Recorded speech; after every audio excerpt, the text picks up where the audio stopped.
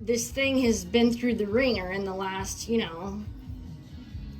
I've created a lot of work by using my silicone wheels that I now have to sand because I want to get the whole surface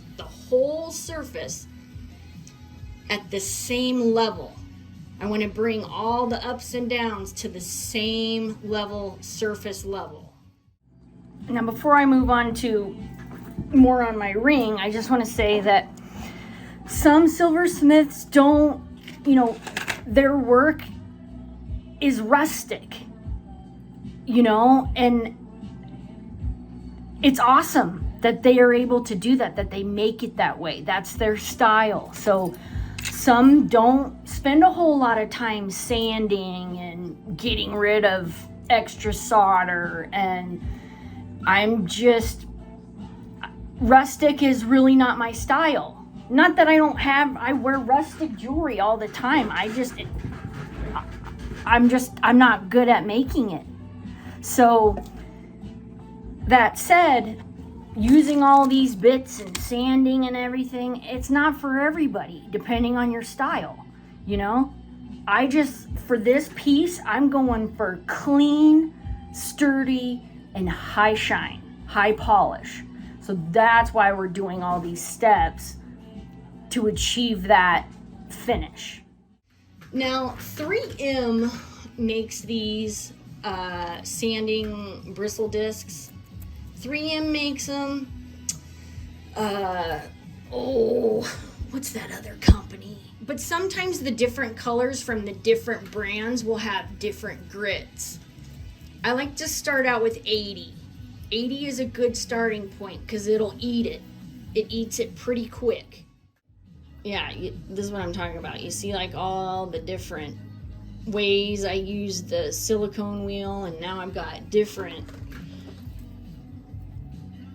all kinds of different things going on. So now I want to even it out. I always start on my back plate for whatever reason, I don't know. Habit. And you want to spend time, You'll see the evolution of it getting smoother and more even. You'll be able to see when you're getting those divots out.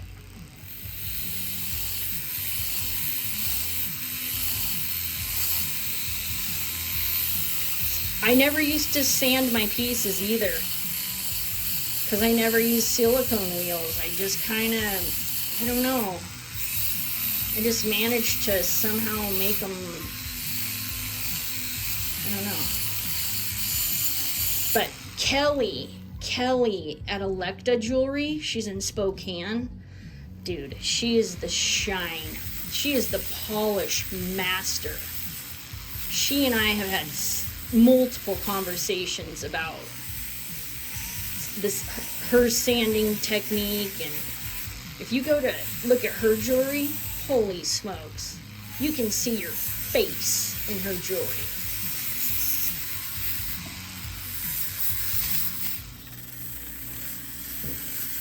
Get the band real good. You have to have a pretty steady hand when you use these, because one wrong slip and that metal piece on the top will gouge. I like to hold my piece, and sometimes I'll move my piece instead of moving my flex shaft. It just sometimes you have more stability that way, sometimes, depending on what part of the ring you're on. And using your flex shaft, it just takes practice to learn the speeds, and when you don't want to be going 15 million RPMs. I'm not going very fast right now because I'm using an 80 grit bristle disc. Talk about being able to do some damage.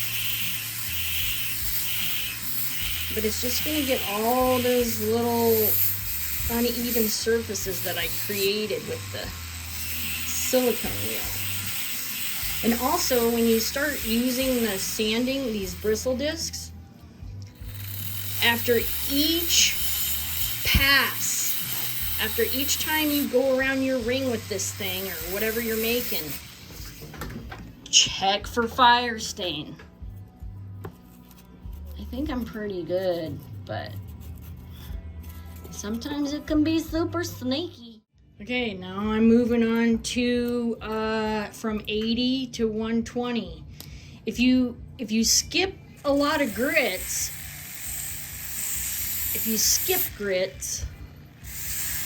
you're just creating way more work for yourself. Just take the time and go over the piece with each grit.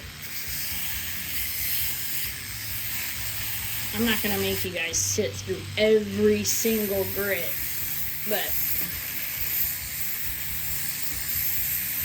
take your time, don't rush it. Make sure that you've gone over it. And I also want to say too that when you're using these sanding bristles, let the little bristles do the work. You don't have to lay into the piece. It's kind of like when you're using a lapidary saw. You don't want to push too hard. Let the blade do the work. Let the bristle discs do the work.